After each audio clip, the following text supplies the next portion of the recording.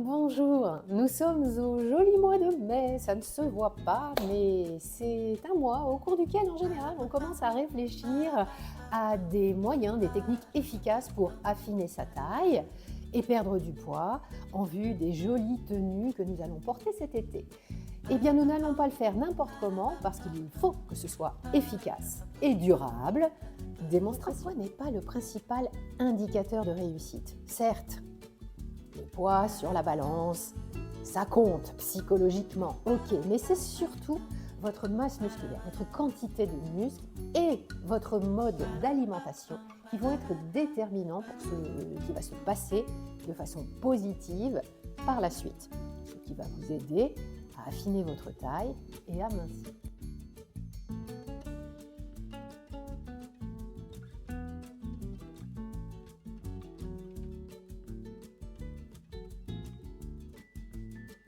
Pour ne pas stresser inutilement son corps, on va oublier le cardio, tout ce qui nous essouffle et nous fait transpirer.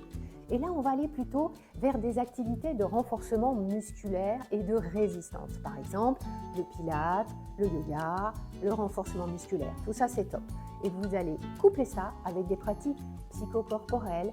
Alors bien sûr, le yoga en fait partie, je l'ai déjà cité, mais vous avez également des techniques de méditation ou de sophrologie qui vont soulager le stress et donc vous aider à mincir plus facilement. N'oubliez pas, moins on subit le stress, mieux on mincit.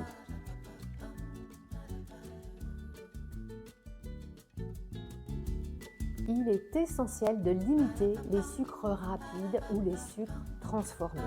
Clairement, cela veut dire les sucres qui ont été dépossédés de leurs fibres. Une alimentation équilibrée et saine qui va vous permettre d'affiner votre taille ne devrait pas comporter plus de 5% de sucre ajouté dans votre alimentation quotidienne.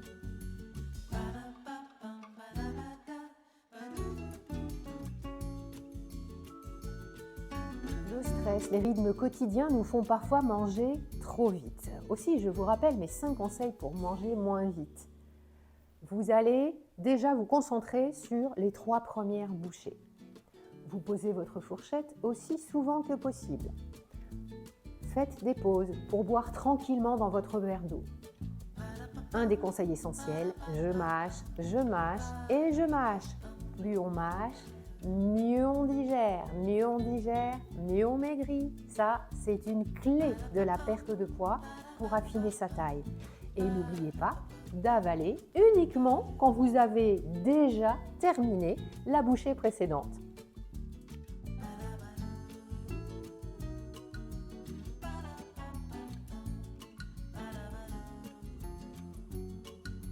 Les protéines essentielles, elles doivent représenter pas moins de 16% de votre apport énergétique quotidien. Mais attention à ne pas aller au-delà, car si vous ne faites pas de renforcement musculaire en même temps, vous allez stresser vos reins.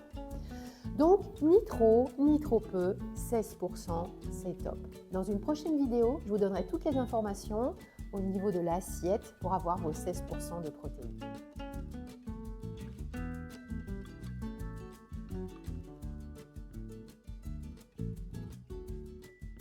On parle beaucoup d'indice glycémique, d'IG bas, et c'est une très bonne chose, mais ça ne suffit pas.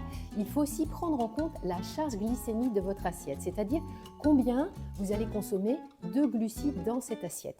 Comment vous repérez ? Eh bien, si vous voyez un aliment qui contient plus de 25 g de glucides au 100 g, vous comprendrez que la charge glycémique est non négligeable et donc à prendre en considération.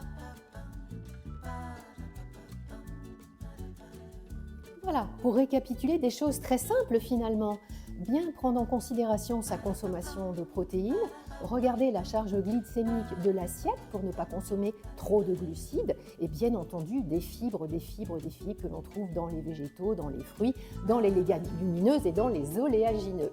Bien, j'espère que tous ces conseils vont vous aider et puis je vous donne rendez-vous très prochainement pour une nouvelle vidéo. À très bientôt.